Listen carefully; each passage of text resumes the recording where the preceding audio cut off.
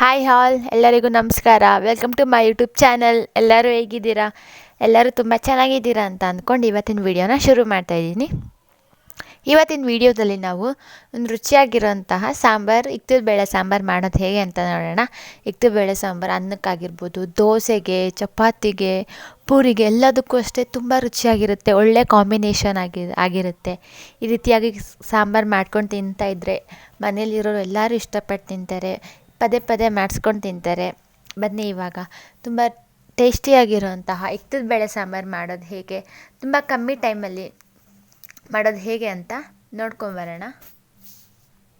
ಮೊದಲು ನಾವಿಲ್ಲಿ ಸಾಂಬಾರು ಮಾಡೋದಕ್ಕೆ ಒಂದು ಬಾಣಲೆ ಇಟ್ಕೊಂಡು ಅದಕ್ಕೆ ನೋಡಿ ಒಂದು 5-6 ಸ್ಪೂನ್ ಆಗುವಷ್ಟು ಎಣ್ಣೆ ಹಾಕ್ಕೊತಾ ಇದ್ದೀವಿ.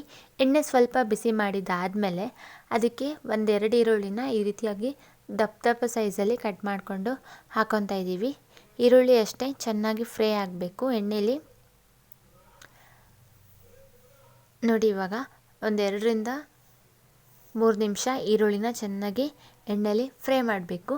ಈರುಳ್ಳಿ ಫ್ರೈ ಆಗಿದ್ದಾದಮೇಲೆ ಅದಕ್ಕೆ ನಾವಿಲ್ಲಿ 1-2 ಟೊಮೊಟೊನ ಸಣ್ಣ ಸಣ್ಣದಾಗಿ ಹಚ್ಚಿ ಹಾಕ್ಕೊತಾ ಇದ್ದೀವಿ. ಟೊಮೆಟೊನೂ ಅಷ್ಟೇ ಎಣ್ಣೆ ಜೊತೆಗೆ ತುಂಬ ಚೆನ್ನಾಗಿ ಸಾಫ್ಟ್ ಆಗಬೇಕು, ಫ್ರೈ ಆಗಬೇಕು. ಸ್ವಲ್ಪ ಕಲ್ಲರು ಈರುಳ್ಳಿದು ಹಾಗೆ ಟೊಮೆಟೊದ್ದು ಚೇಂಜ್ ಆಗೋ ಥರ ಆಗಬೇಕು.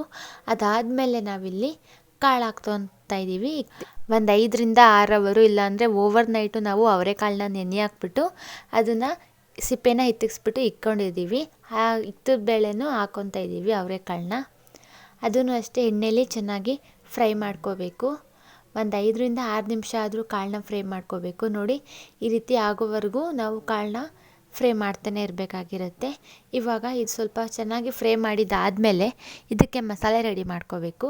ನಾವಿಲ್ಲಿ ಮೊದಲನೇದಾಗಿ ಒಂದು ಮಿಕ್ಸರ್ ಜಾರ್ಗೆ ಅರ್ಧ ಟೊಮ್ಯಾಟೊ ಹಾಗೆ ಒಂದು ಈರುಳ್ಳಿ ಹಾಕ್ಕೊತಾ ಇದ್ದೀವಿ. ಈರುಳ್ಳಿ ಜೊತೆಗೆ ನೋಡಿ 1-2 ಇಂಚು ಶುಂಠಿ ಹಾಕ್ಕೋಬೇಕು. ಶುಂಠಿ ಹಾಕ್ಕೊಂಡಿದ್ದಾದಮೇಲೆ 1-2 ಇಂಚು ಚಕ್ಕೆ ಹಾಕ್ಕೊತಾ ಇದ್ದೀವಿ. ಚಕ್ಕೆನೂ ಹಾಕ್ಕೊಂಡಿದ್ದಾದಮೇಲೆ ಲವಂಗ ಹಾಕ್ಕೊತಾ ಇದ್ದೀವಿ, 1-2 ಅಷ್ಟೇ ಲವಂಗ.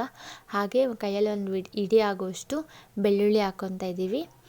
ಮತ್ತು 1 ಇಡಿ ಪುದೀನ ಸೊಪ್ಪು ಹಾಗೆ 1 ಸ್ಪೂನು ಗಸಗಸೆ ಹಾಕ್ಕೊತಾ ಇದ್ದೀವಿ. ಗಸಗಸೆ ಹಾಕ್ಕೊಂಡಿದ್ದಾದಮೇಲೆ ನೋಡಿ 2-3 ಸ್ಪೂನ್ ಆಗುವಷ್ಟು ಹುರ್ಗಡ್ಲೆನ ಹಾಕ್ಕೊತಾ ಇದ್ದೀವಿ. ಹುರ್ಗಡ್ಲೆ ಹಾಕ್ಕೊಂಡಿದ್ದಾದಮೇಲೆ ಕೊತ್ತಂಬರಿ ಸೊಪ್ಪನ್ನ ಹಾಕ್ಕೊತಾ ಇದ್ದೀವಿ. ಅದು ಅಷ್ಟೇ ಕೈಯಲ್ಲಿ 1 ಇಡಿ ಆಗೋಷ್ಟು ಇದ್ದರೆ ಸಾಕು, ಇಲ್ಲ ಅಂದರೂ ಪರವಾಗಿಲ್ಲ. ಇದ್ದರೆ ಸಾಂಬಾರು ಇನ್ನೂ ಸ್ವಲ್ಪ ಟೇಸ್ಟ್ ಚೆನ್ನಾಗಿರುತ್ತೆ ಅಂತ ಹಾಕ್ಕೋಬೇಕು. ಇವಾಗ ಹಾಗೆ ಒಂದು ಅರ್ಧ ಕಾಯಿನ ಈ ರೀತಿಯಾಗಿ ಕಟ್ ಮಾಡಿ ಹಾಕ್ಕೊತಾ ಇದ್ದೀವಿ. ಇವಾಗ ಅದಕ್ಕೆ ರುಬ್ಬಕ್ಕೆ ಎಷ್ಟು ಬೇಕೋ ಅಷ್ಟು ನೀರು ಹಾಕ್ಕೊಂಡು ಇದನ್ನು ರುಬ್ಬಿ ಇಟ್ಕೊತಾ ಇದ್ದೀವಿ. ನೋಡಿ ಈ ರೀತಿಯಾಗಿ ರುಬ್ಬಿ ಇಟ್ಕೋಬೇಕು. ಇವಾಗ ಇದಕ್ಕೆ ನಾವು 2 ಸ್ಪೂನ್ ಆಗುವಷ್ಟು ಧನಿಯಾ ಪುಡಿ ಹಾಕ್ಕೊತಾ ಇದ್ದೀವಿ. ಧನಿಯಾ ಪುಡಿ ಹಾಕ್ಕೊಂಡಿದ್ದಾದಮೇಲೆ 1-2 ಸ್ಪೂನ್ ಆಗುವಷ್ಟು ಸಾಂಬಾರು ಪುಡಿ ಹಾಕ್ಕೊತಾ ಇದ್ದೀವಿ. ನಾವಿಲ್ಲಿ ಜಾಸ್ತಿ ಪ್ರಮಾಣದಲ್ಲಿ ಮಾಡ್ತಿರೋದ್ರಿಂದ ಜಾಸ್ತಿ ಹಾಕ್ಕೊತಾ ಇದ್ದೀವಿ. ನೀವೇನಾದರೂ ಕಮ್ಮಿ ಮಾಡ್ಕೋಬೇಕಂತ ಅಂದರೆ ಇದನ್ನೆಲ್ಲ 1 ಸ್ಪೂನ್ ಹಾಫ್ ಸ್ಪೂನ್ ಮಾಡ್ಕೋಬೇಕು. ಇವಾಗ ಅದನ್ನು ಅಷ್ಟೇ ನಾವು ರುಬ್ಬಿಟ್ಕೋಬೇಕು. ಇವಾಗ ನಾವು ಬೇಯಿಸಿ ಅಂದರೆ ಎಣ್ಣೆಲಿ ಫ್ರೈ ಮಾಡಿ ಇಟ್ಕೊಂಡಂತಹ ಈರುಳ್ಳಿ, ಟೊಮೆಟೊ ಹಾಗೆ ಕಾಳನ್ನೆಲ್ಲ ಒಂದು ಬಟ್ಲಿಗೆ ಎತ್ತಿಟ್ಕೊತಾ ಇದ್ದೀವಿ. ನಾವು ಯಾವುದು ಬಾಣಲೆಯಲ್ಲಿ ಫ್ರೈ ಮಾಡಿದ್ವೋ ಅದೇ ಬಾಣಲೆಗೆ ರುಬ್ಬಿ ಇಟ್ಕೊಂಡಂತಹ ಮಸಾಲೆನ ಹಾಕ್ಕೊತಾ ಇದ್ದೀವಿ. ಮಸಾಲೆ ಹಾಕ್ಕೊಂಡು ಅದ್ರದ್ದು ಕನ್ಸಿಸ್ಟೆನ್ಸಿ ನೋಡಿಕೊಂಡು ನೀರು ಹಾಕ್ಕೋಬೇಕು. ತುಂಬ ತೆಳ್ಳಗೂ ಮಾಡ್ಕೋಬಾರ್ದು, ತುಂಬ ಗಟ್ಟಿಗೂ ಮಾಡ್ಕೋಬಾರ್ದು. ಮೀಡಿಯಮ್ ಇದರಲ್ಲಿ ನಾವು ನೀರು ಹಾಕ್ಕೋಬೇಕು. ನೀರು ಹಾಕ್ಕೊಂಡು ಅದನ್ನು ಚೆನ್ನಾಗಿ ಮಸಾಲೆದು ಹಸಿ ವಾಸನೆ ಹೋಗೋವರೆಗೂ ಚೆನ್ನಾಗಿ ಫ್ರೈ ಮಾಡ್ಕೋಬೇಕು.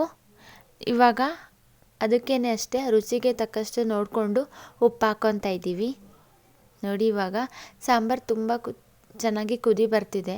ಈ ರೀತಿ ಕುದಿ ಬರೋ ಟೈಮಲ್ಲಿ ನಾವು ಫ್ರೈ ಮಾಡಿಟ್ಕೊಂಡಂತಹ ಕಾಳು ಹಾಕ್ಕೊತಾ ಇದ್ದೀವಿ, ಇಕ್ತದ ಬೇಳೆ ಕಾಳು. ನೋಡಿ ಹಾಕ್ಕೊಂಡು ಚೆನ್ನಾಗಿ ಮಿಕ್ಸ್ ಮಾಡ್ಕೋಬೇಕು. ನೋಡಿ ಎಷ್ಟು ಸಿಂಪಲ್ಲಾಗಿ ಎಷ್ಟು ಬೇಗ ಆಗಿ ಇವಾಗ ಸಾಂಬಾರು ರುಚಿಯಾಗಿ ರೆಡಿ ಆಗ್ತಾಯಿದೆ. ಇದೊಂಥರ ಡಿಫ್ರೆಂಟಾಗಿ ಮಾಡೋಂಥ ಸಾಂಬಾರು. ಎಲ್ಲರೂ ಬೇರೆ ಥರ ಮಾಡ್ತಾರೆ, ನೀವು ಅಷ್ಟೇ ಈ ರೀತಿ ಡಿಫ್ರೆಂಟಾಗಿ ಒಂದು ಸರಿ ಟ್ರೈ ಮಾಡಿ ನೋಡಿ. ತುಂಬ ಚೆನ್ನಾಗಿ ಬರುತ್ತೆ, ಎಲ್ಲರಿಗೂ ತುಂಬ ಇಷ್ಟ ಆಗುತ್ತೆ. ಇಷ್ಟ ಆಗಿದ್ದರೆ ವಿಡಿಯೋ ಲೈಕ್ ಮಾಡಿ. ಇನ್ನೂ ನಮ್ಮ ಚಾನಲ್ ಯಾರೆಲ್ಲ ಸಬ್ಸ್ಕ್ರೈಬ್ ಮಾಡಿಲ್ಲ ಇವಾಗಲೇ ಹೋಗಿ ಸಬ್ಸ್ಕ್ರೈಬ್ ಮಾಡ್ಕೊಳ್ಳಿ. Thank you for watching.